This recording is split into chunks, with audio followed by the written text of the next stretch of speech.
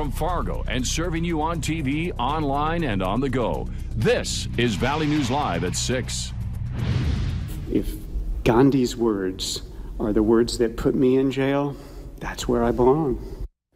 An environmentalist hero or a misguided criminal? That's the question. From a Pembina County courtroom today as two men from out of state were sentenced for shutting down the Keystone Oil pipeline. The pipeline company said it was dangerous and cost over $1 million. But the two men were found innocent of reckless endangerment, instead facing felony charges for criminal mischief and trespassing. Valley News Team's Ryan Laughlin has more from a courtroom sentencing turned into a political statement. I'm here today for sentencing, so I might be incarcerated in a few minutes, and I might not. We caught up with Michael Foster moments before he would learn if he was getting locked up. I made a decision to commit civil disobedience to defend my family tree and yours.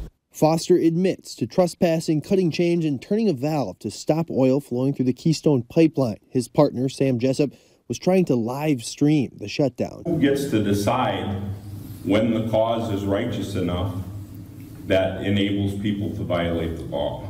In the courtroom, the state asked that Foster do 2 years behind bars and Jessup do 1. The defense argued their actions were necessary in a political climate that ignores the majority. We are not in a democracy today, because if it was a democracy, Mrs. Clinton would be president. She got 3 million more votes. Comparisons to Gandhi and Martin Luther King Jr. were made when Foster got his turn. Somebody else somewhere down the line takes some meaning from what I did, and they apply it in the way that they see fit. And that's what my action was meant to do. So you compare the use of fuels to slavery? Absolutely. In the end, the judge sentenced Foster to a year in prison. Jessup got 2 years of probation. We caught up with Foster's partner after she learned he was getting locked up. This is part of what it's going to take to change a system that is not responding to what's happening to our climate. The state thinks 1 year will deter others from trying this again. There's a message, or at least it gives something for people to think about if they're thinking about coming to North Dakota and messing with our either our coal producing facilities or our two pipelines. Martin Luther King spent many nights in jail. Gandhi spent years in jail.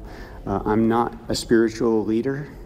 I'm just a guy, just a dad, just volunteering my time to help out. Now doing time for his cause. Pembina County, Ryan Laughlin, Valley News Live. Foster's attorney says they're debating whether to file an appeal, and Foster decided today to begin serving his time. An employee at an area auto repair shop was seriously hurt after falling off a forklift. It happened this afternoon at NW Tire in Mapleton, North Dakota. The Cass County Sheriff's Office says the male was using a forklift to move tires around the shop before falling an estimated 10 to 15 feet. He was taken by ambulance to a hospital. Officials on scene believe his injuries are non-fatal. We now know the name of a man whose body was found under a dump truck late yesterday afternoon at the Bill All Auto Repair Workshop off of 1st Avenue South in Fargo. Police say foul play is not suspected in the death of 52-year-old Abdulwahab Asher. An investigator also said it doesn't appear the truck was related in the Fargo man's death. An autopsy will be done to determine the exact cause of death. Same song, different day in the weather department, with below zero temps to start and then climbing to above zero this afternoon.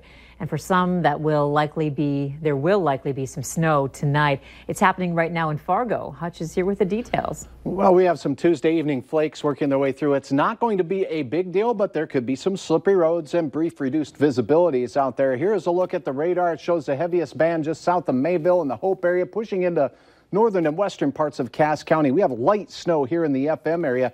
This is about 35 to 40 miles out, moving at about 35 miles per hour. So in an hour, we may get a brief heavier shot of snow yet this evening in Fargo. Things should be letting up, though, in the Devil's Lake Basin. Tonight, clearing skies and bitter cold temperatures once again. Wind chill advisory. We stay above zero for the entirety of the evening. The clearing and the real cold settle in during the overnight. So be prepared first thing in the morning for another chilly start to your day. I'll have details on the rest of your Wednesday and work week forecast here in just a few moments. All right, thanks, Hutch. Law enforcement from both sides of the river combined to make an arrest surrounding a high-speed chase that ended in a Moorhead neighborhood. 30-year-old Dustin Desjarlais of Grand Forks is in the Clay County Jail, accused of reckless driving, fleeing, and a parole violation.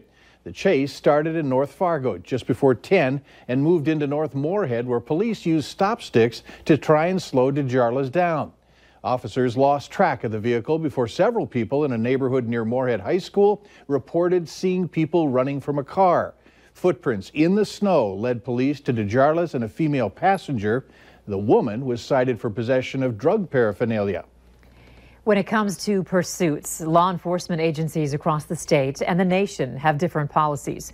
When officers find themselves involved in a chase, it's all about quick and smart thinking. Some agencies say officers are allowed to pursue as long as there's a good reason and it's not a danger to the community.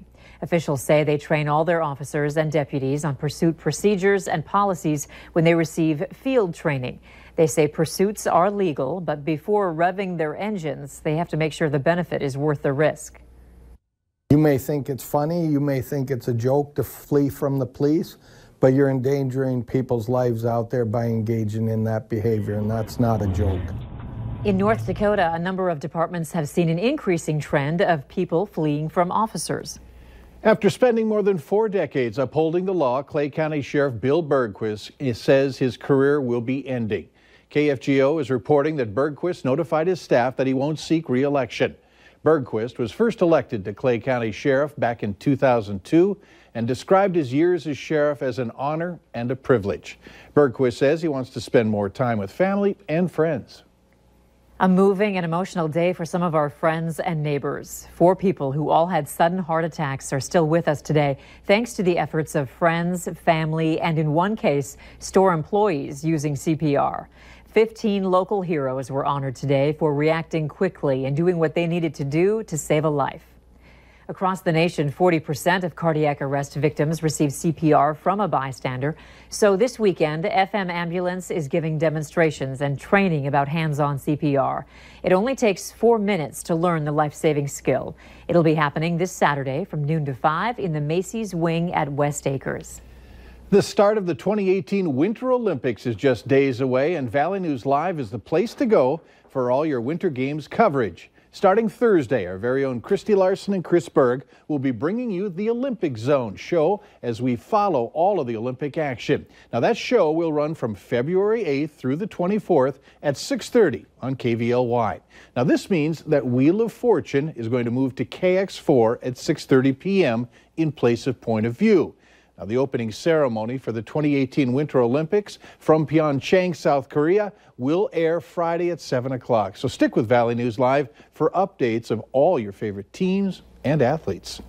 Later on Valley News Live at 6, putting photos of your kids on social media can be fun, but it might end up costing them later in life. Up next, Valentine's Day is around the corner. How much will you spend?